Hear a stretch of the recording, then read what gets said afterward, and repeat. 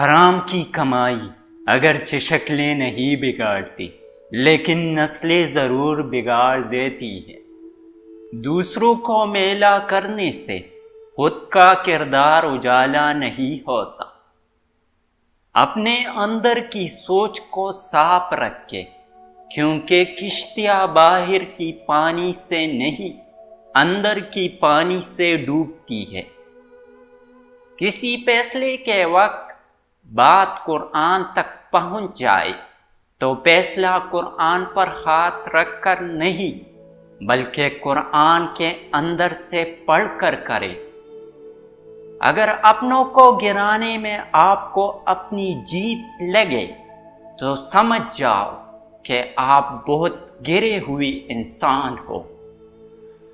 سب مطلب کی بات سمجھتے ہیں، کاش کوئی بات کا مطلب سمجھتا۔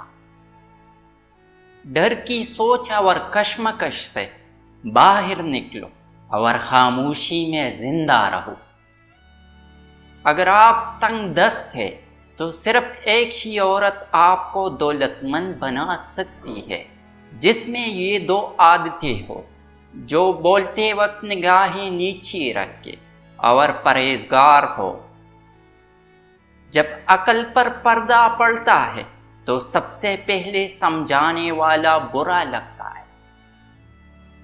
ہم نے ادب کے چکر میں قرآن پاک کو اتنا اونچا رکھ دیا کہ اب ہاتھ ہی نہیں پہنچ رہا۔